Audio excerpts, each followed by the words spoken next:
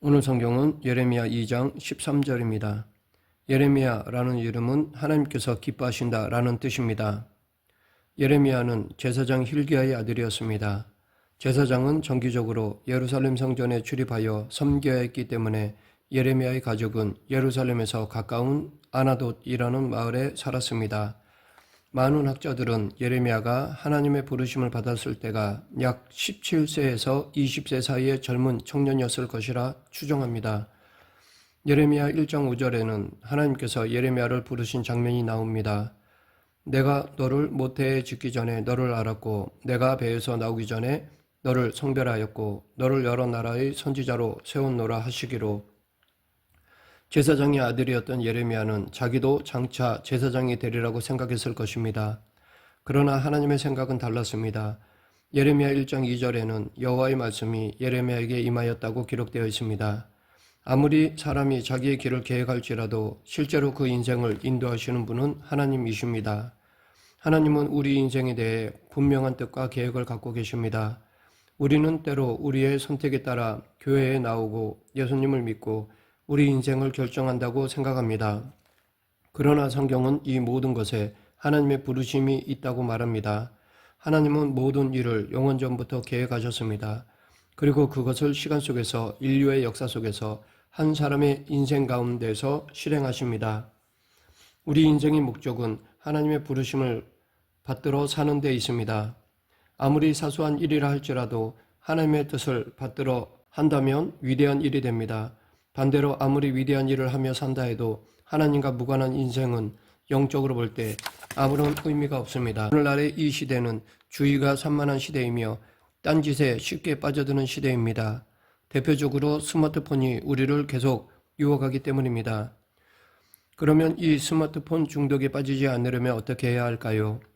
딴짓에 빠지지 않는 이라는 책을 쓴 니르 이알은 딴짓의 반대는 집중이 아니라 계획된 행동이다 라고 하였습니다.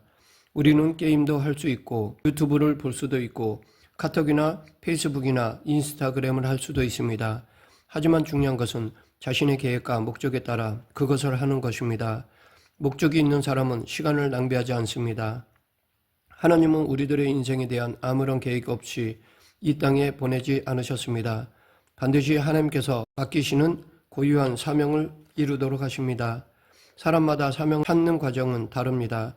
예레미야의 경우처럼 어떤 사람에게는 사명이 거절할 수 없는 부르심으로 다가오기도 합니다.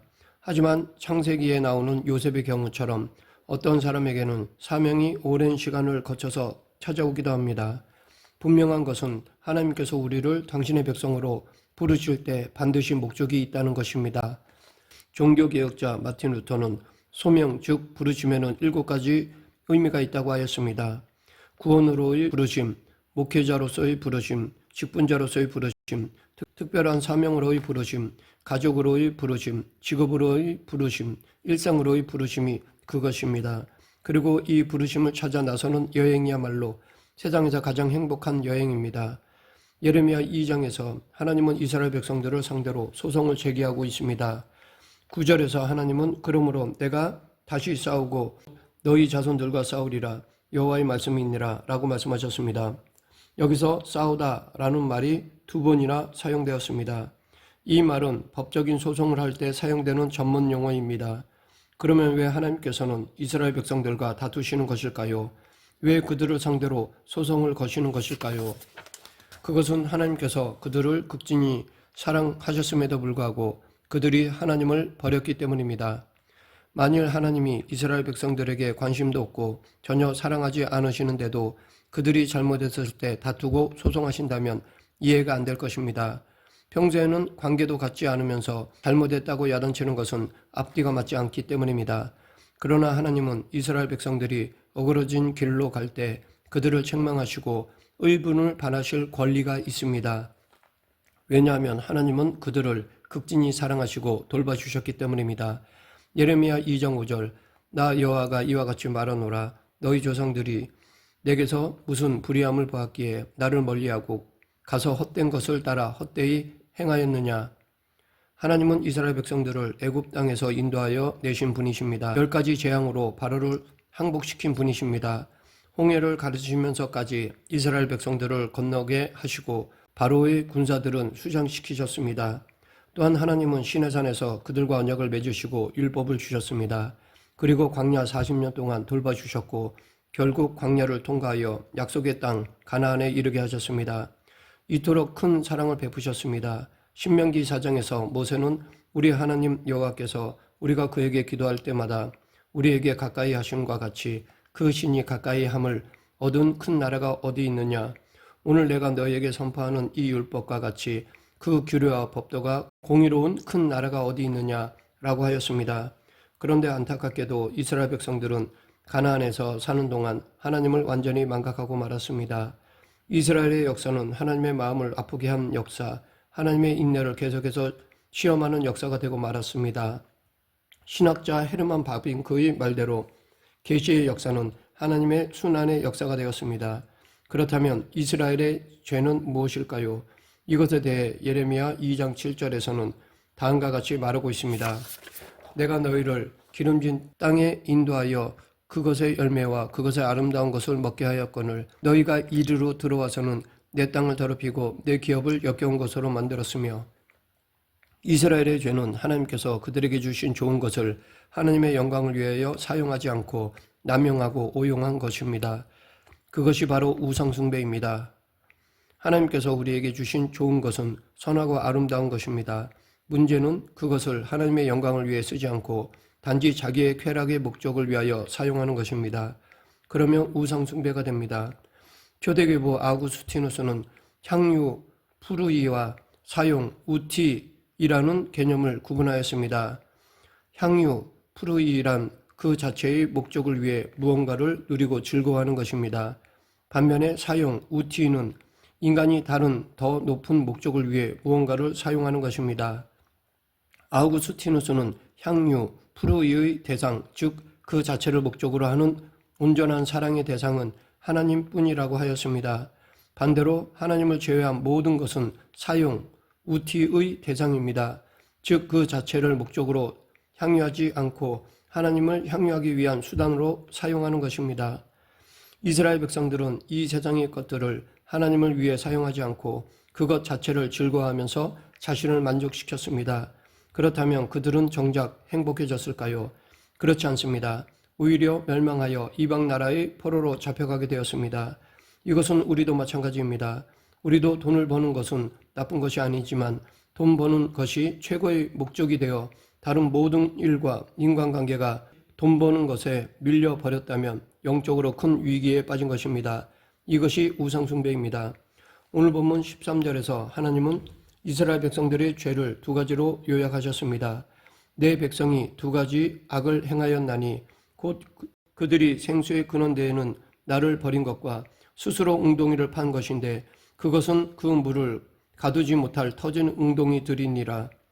우리의 마음은 하나님을 향하도록 지음받았기에 우리는 오직 하나님 안에서만 안식을 누리게 되어 있습니다. 그런데 이스라엘 백성들은 생수의 근원이신 하나님을 버렸습니다. 그러자 그들의 마음은 공고해졌고 불안해졌습니다. 그래서 그들은 스스로 웅덩이를 파보았지만 그 웅덩이는 물을 가두지 못하는 터진 웅덩이가 되고 말았습니다. 고대 사람들은 물을 가둬놓기 위해 석회암으로 웅덩이를 만들었습니다. 처음에는 물이 새는지 아닌지 알 수 없지만 시간이 지나면 결국 물이 다 새어버립니다.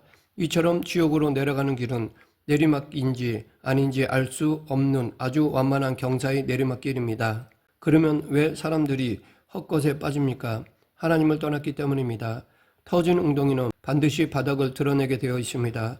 세상 사람들은 터진 웅덩이에서 물을 찾다가 결국 바닥을 긁게 됩니다. 신자도 마찬가지입니다. 하나님으로 만족할 줄 모르면 다른 것에 집중합니다.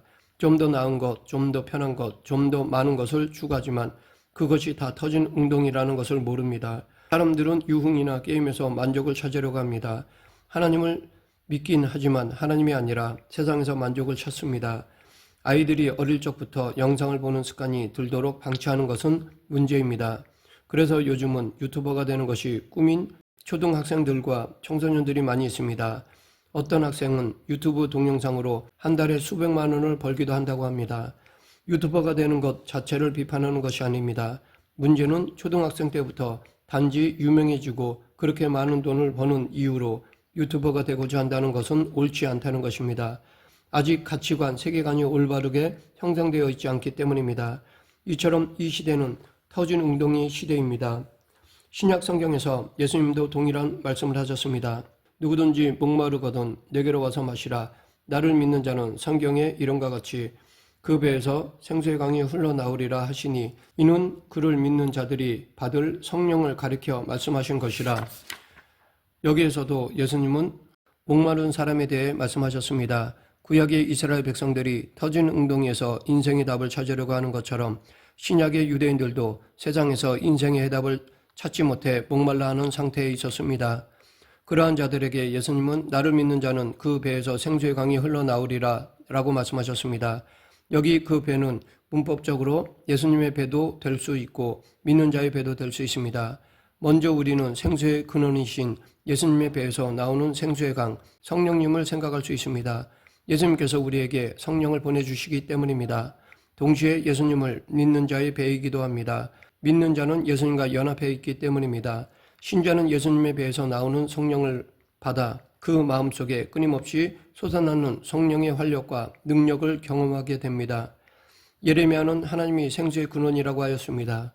그러면 이스라엘 백성들이 그 하나님을 버렸을 때 하나님은 그들을 포기하셨을까요?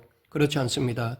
하나님의 백성들이 터진 웅덩이에서 바닥을 긁고 있을 때 하나님은 생수의 근원이 되신 예수님을 보내주셨습니다. 예수님은 우리의 생수의 근원이 되시기 위해 십자가에서 물과 피를 다 쏟으셨습니다.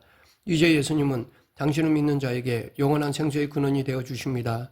믿는 자는 그 배에서 성령의 생수의 강이 샘솟게 됩니다. 그러면 신자의 배에서 생수의 강이 넘쳐난다는 것은 무슨 뜻일까요? 그것은 매일 예수님과 연합하여 살아가기에 예수님과 교제하며 누리는 기쁨이 있다는 것입니다. 신자는 삶의 역경 속에서도 성령님의 도우심으로 그것을 이겨낼 수 있습니다. 고난이 있어도 약해지거나 망하지 아니하고 오히려 고난을 통해 성숙해집니다. 인생의 중요한 문제를 결정할 때 하나님의 지혜를 받습니다. 말씀을 맺겠습니다. 지금 우리는 어떤 삶을 살아가고 있습니까? 만족을 줄 수 없는 터진 웅덩이의 바닥을 긁고 있지는 않습니까? 생수의 근원이신 예수님과 연합하여 계십니까? 매 순간 성령님의 생명과 능력을 공급받고 있습니까? 우리의 참된 만족은 오직 하나님께 있습니다. 생수의 강이 흘러넘치는 인생이 되어야 할 것입니다. 그리하여 나도 살고 이웃도 살리는 인생이 되어야 할 것입니다. 예수님과 하나 되어 생수를 흘려보내는 저와 여러분이 되길 간절히 축원합니다. 기도하겠습니다. 생사와 화복을 주관하시는 하나님 아버지, 우리들이 먼저 예수님이 주시는 생수를 마시며 흘려넘쳐 목마른 이웃과 나누는 삶을 살아가게 하여 주시옵소서. 예수님 이름으로 기도드립니다. 아멘.